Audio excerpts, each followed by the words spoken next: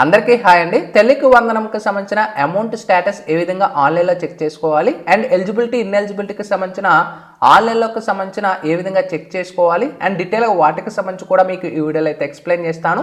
అలాగే కొంతమందికి మేజర్గా ఒక డౌట్ అయితే ఉంటుంది, ఇంటర్ ఎవరైతే పూర్తి చేసుకుంటారో వీళ్ళకి అమౌంట్ జమ అవుతుందా లేదా, అలాగే ఎవరైతే ఈ సంవత్సరం నుంచి అంగన్వాడీ కంప్లీట్ చేసుకొని ఫస్ట్ క్లాస్కి వస్తారో వీళ్ళకి అమౌంట్ అనేది రిలీజ్ అవుతుందా లేదా అనేది కూడా మీకు ఈ వీడియోలో క్లియర్గా అయితే ఎక్స్ప్లెయిన్ చేస్తాను. వీడియోలోకి వెళ్లే ముందు ఛానల్ ఎవరైతే ఫస్ట్ టైం ఇచ్చేస్తారో సబ్స్క్రైబ్ అయితే చేయడం అయితే మర్చిపోవద్దు. అయితే తల్లికి వందనంకి సంబంధించిన అమౌంట్ స్టేటస్కి డైరెక్ట్గా మీ అంతటా మీరే చెక్ చేసుకోవచ్చు. వెబ్సైట్ లింక్ కింద డిస్క్రిప్షన్లో ప్రొవైడ్ చేస్తాను. ఇక్కడ ఎన్బిఎం స్టేటస్ ఏదైతే ఉంటుందో ఇక్కడ స్కీమ్ దగ్గర తల్లికి వందనం ఏదైతే ఉంటుందో దీన్ని సెలెక్ట్ చేసుకోండి. ఇక్కడ మీకు చూసుకోవచ్చు తల్లికి వందనం ఇయర్ అయితే అడుగుతుంది 2025-26 అయితే ఉంటుంది, దాన్ని సెలెక్ట్ చేసుకోండి. నెక్స్ట్ యుఐడి అనే నెంబర్ అనేది ఉంటుంది. ఇక్కడ మీ యొక్క ఆధార్ కార్డ్ నెంబర్ అనేది డీటెయిల్స్ ఇవ్వాల్సి ఉంటుంది. నెక్స్ట్ ఇక్కడ క్యాప్చర్ ఇచ్చిన తర్వాత గెట్ ఓటీపీ మీద క్లిక్ చేసిన వెంటనే నెక్స్ట్ మీకు ఈ విధంగా స్క్రీన్ ఇంటర్ఫేస్ అయితే అవుతుంది.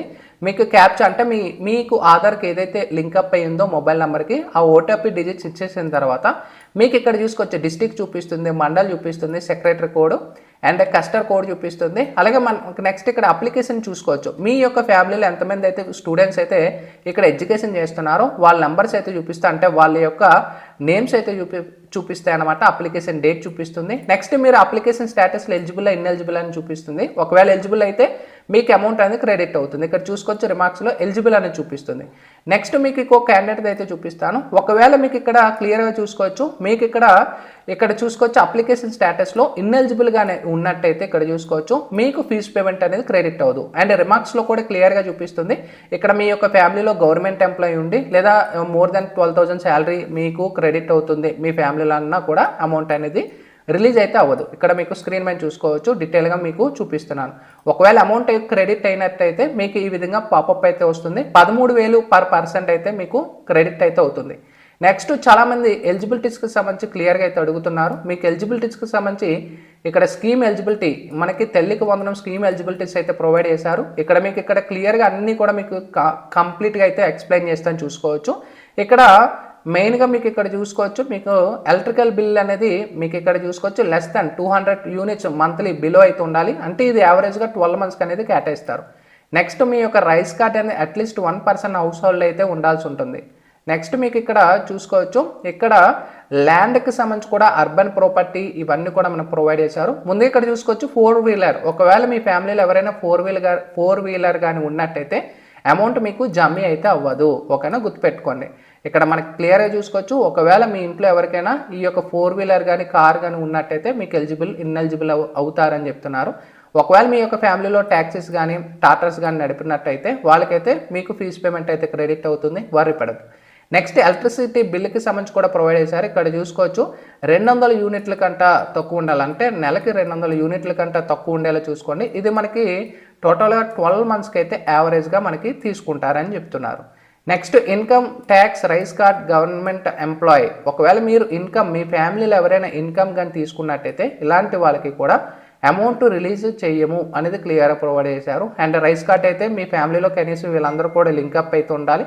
గవర్నమెంట్ ఎంప్లాయీ పెన్షన్స్ తీసుకున్న వాళ్ళకి కూడా అమౌంట్ అయితే జమ చేయమనేది చెప్తున్నారు. ఇక్కడ చూసుకోవచ్చు ఇక్కడ మనకి government employee but still showing eligibility category, ఒకవేళ ఎలిజిబుల్ అయినా కూడా అమౌంట్ రిలీజ్ చేయమని చెప్తున్నారు. నెక్స్ట్ ఇక్కడ మనకి కంప్లీట్గా మనకి ఈ డాష్బోర్డ్లో క్లియర్గా ప్రొవైడ్ చేశారు. ఇక్కడ ఫైనాన్స్కి సంబంధించి మీ పెన్షనర్కి సంబంధించి అంటే మీ ఫ్యామిలీలో ఎవరైనా జీవీఎంసీ కానీ అంటే మున్సిపాలిటీలో పనిచేసి వాళ్ళైతే అమౌంట్ అయితే రిలీజ్ చేస్తారు. అండ్ నెక్స్ట్ మీకు సిటీలో కానీ ఉన్నట్టయితే 12,000 కంటే బిలో ఉండాల్సి ఉంటుంది. అంటే మీ యొక్క టోటల్ మీ యొక్క ఫ్యామిలీ ఇన్కమ్ 12,000 ఉన్న వాళ్ళకి అమౌంట్ రిలీజ్ చేస్తారు. ఒకవేళ మీ ఫ్యామిలీలో ఒకవేళ విలేజ్ వాళ్ళకి అయితే చూసుకోవచ్చు మనకి 10,000 కంటే అబోవ్ అయితే ఉండకూడదు, ఇది గుర్తుపెట్టుకోండి. సో కంప్లీట్గా లిస్ట్కి సంబంధించి కూడా ప్రొవైడ్ చేశాను.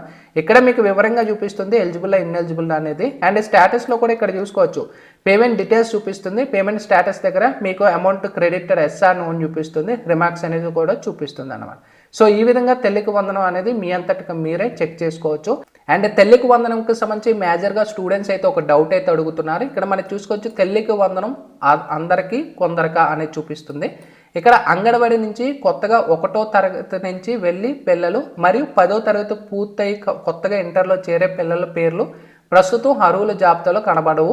ఈ నెల 21 నుంచి 26వ తారీఖు వరకు వీరు నమోదు ప్రక్రియ జరగదు. అంటే ఇప్పుడు అంగన్వాడీ కంప్లీట్ అయిపోయి ఈ ఇయర్ ఎవరైతే ఫస్ట్ క్లాస్ అంటే జాయిన్ అవుతారో వీళ్ళకి అమౌంట్ ఇంకా క్రెడిట్ అయితే చేయరు. అలాగే 10వ తరగతి పూర్తి అయిపోయి కొత్తగా ఇంటర్లో ఎవరైతే జాయిన్ అవుతారో వీళ్ళకి ఇక్కడ చూసుకోవచ్చు ఈ నెల 21 నుంచి 26వ తారీఖు వరకు వీరు నమోదు ప్రక్రియ అయితే జరగదని ప్రొవైడ్ చేశారు. 30వ తేదీన ఇక్కడ చూసుకోవచ్చు వెలువడే తుది జాబితాలో వీళ్ళు పేర్లు వస్తాయి. అంటే 30th ఎగైన్ వీళ్ళ లిస్ట్ అయితే వస్తుంది. వీళ్ళకి జూలై 5 తర్వాతనే అమౌంట్ జమ అవుతుంది. అలాగే ఈ సంవత్సరం ఇంటర్ సెకండ్ ఇయర్ పూర్తయిన విద్యార్థులకు మాత్రం తల్లికి వందనం పథకం వర్తించదు. అంటే ఈ ఇయర్ ఎవరైతే 2025 లోపు ఇక్కడ మనం చూసుకోవచ్చు ఇంటర్ కంప్లీట్ అయిపోయి ఎంసెట్లు ఎవరైతే ఉంటారో వీళ్ళకి తల్లికి వందనం అమౌంట్ 13,000 జమ అయితే అవ్వదు. ఎందుకంటే వాళ్ళకి విద్యా దీవెన పథకం కింద వర్తిస్తారు. అంటే ఈ యొక్క ఫీజు రిమెంట్స్ ఏదైతే ఉంటుందో ఫీజు రిమెంట్స్ వాళ్ళకి వస్తుంది కాబట్టి సో తల్లికి వందనం అనేది రాదు. ఇది కంప్లీట్గా తల్లికి వందనంకి సంబంధించిన ఇప్పటి వరకు లేటెస్ట్ ఇన్ఫర్మేషన్ అనేది. ఒకవేళ ఇంకేమైనా మీకు డౌట్స్ ఉంటే కామెంట్ సెక్షన్లో తెలియచేయచ్చు. Sign up bye friends. Thank you.